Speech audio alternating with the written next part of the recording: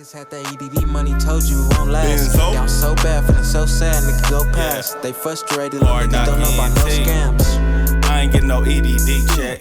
But through the whole pandemic, I've been getting rich. That's on my mama, I be really out scamming hard. In Neiman Marcus, I maxed out another credit card. I'm at the pawn shop buying all the shit you pawn. Look, I don't fuck with snitch niggas, I ain't Akon. Came from selling drugs, now I'm on the dark internet. This video in no way condones fraud, but instead explains how it happens and the consequences thereof.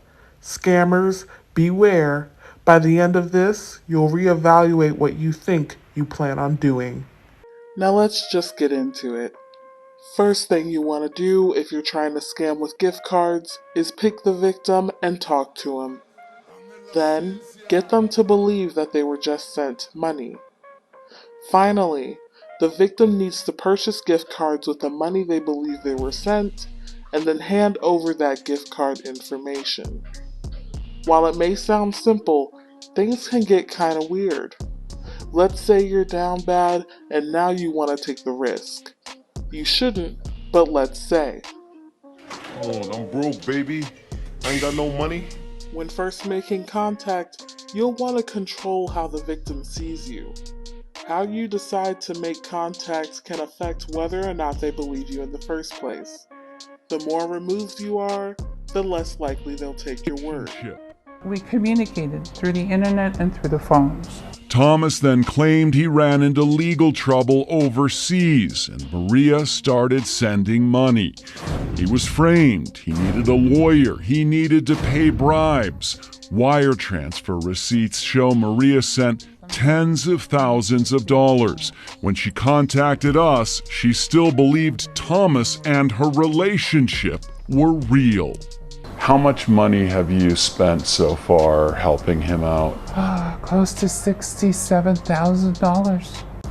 Over like 3 years. Over 3 years, yes. $67,000. And you don't think you're being scammed? I don't. I really don't, because... You may not get a lot of traction if you make contact via email, because most people know to ignore their junk mail. If you can somehow show them a trustworthy face, though, through a social media profile or webcam, then odds are they'll be more inclined to follow your instruction. Then, when it's time to supposedly send the money to the victim, you'll need to really be convincing. There needs to be a fake check or a wire from a bank account with no money, or a fake credit or debit card. Whatever you do, the victim needs to be able to use that money from this fake payment to do the next step. What's that next step? Get them to convert that fake payment into gift cards and then have them send the gift card information to you. This is the hardest part because it is hard to get someone to purchase gift cards out of nowhere. If you tell a good story and somehow show them someone who looks real, usually the whiter the better, then you can get most people to do almost anything. So all you have to do, again, is make contact, initiate a fake payment, get your victim to purchase gift cards, and then have them send you the gift card information. These steps are easier said than done, because at the end of the day, you've basically cold called a stranger and got them to do what you want. That's a lot to ask for. That's why I say story is everything. Now, a popular scheme that creative scammers tend to do is called an employment scam. They create a job post for a remote position on Indeed or ZipRecruiter. They mimic the hiring process. Have a phone interview, maybe a Skype interview, get the victim to sign some papers, and show the victim a fake LinkedIn profile in case they're curious. Then, the scammer will tell the victim they got the job and it's time to onboard. They'll send a fake check in the name of the company for the victim to deposit. They'll tell the victim that their first task is to purchase office equipment with a portion of the funds you're using to find you a job, be Where?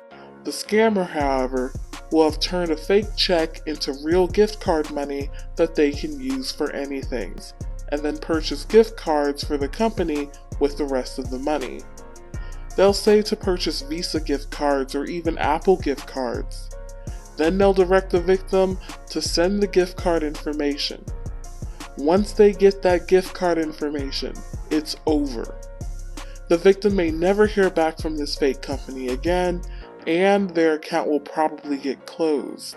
Bank fraud and, stealing and money laundering, I know it's real, but to actually happen, whatever.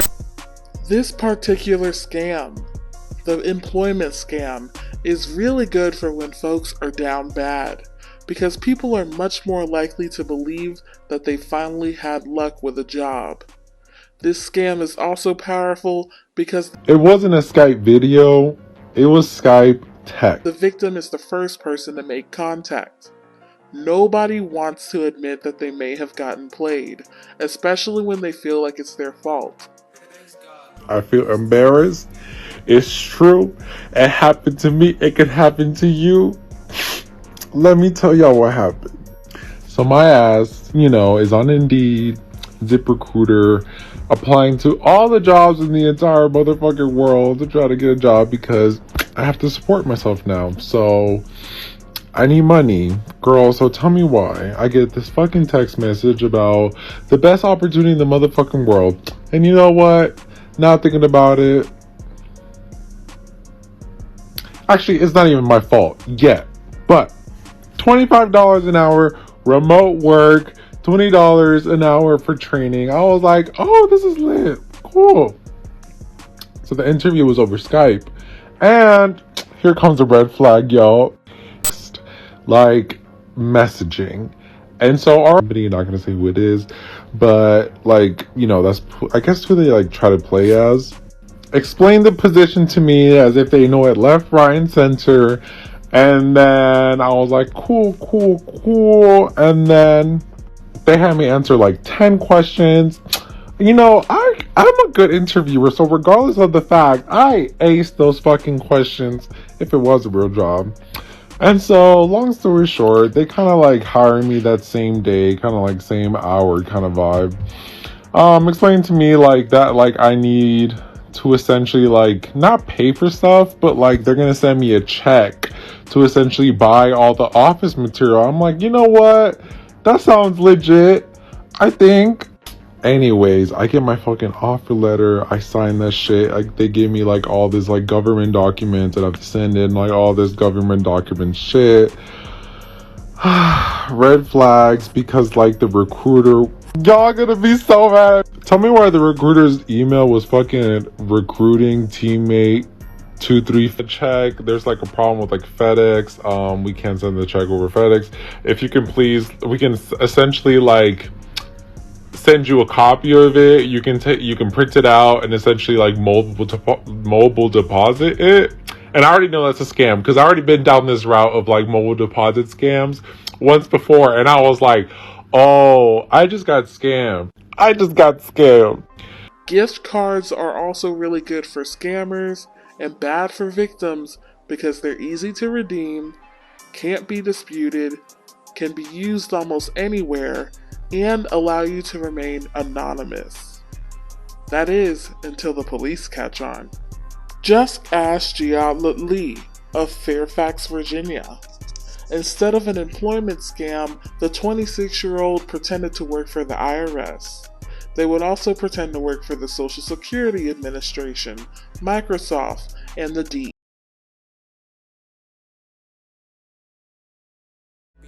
My favorite words is broke ass. Niggas had that EDD money, told you it won't last. Down so bad, feeling so sad, niggas go past. They frustrated, little niggas don't know about no scam. Fuck being humble, my favorite words is broke ass. Niggas had that EDD money, told you it won't last. Benzo. Down so bad, feeling so sad, niggas go past. They frustrated, little niggas don't know about no scams. I ain't getting no EDD check. But through the whole pandemic, I've been getting rich. That's on my mama, I be really out scamming hard. In Neiman Marcus, I maxed out another credit card. I'm at the pawn shop buying all the shit you pawn. Look, I don't fuck with snitch niggas, I ain't Akon. Came from selling drugs, now I'm on the dark internet.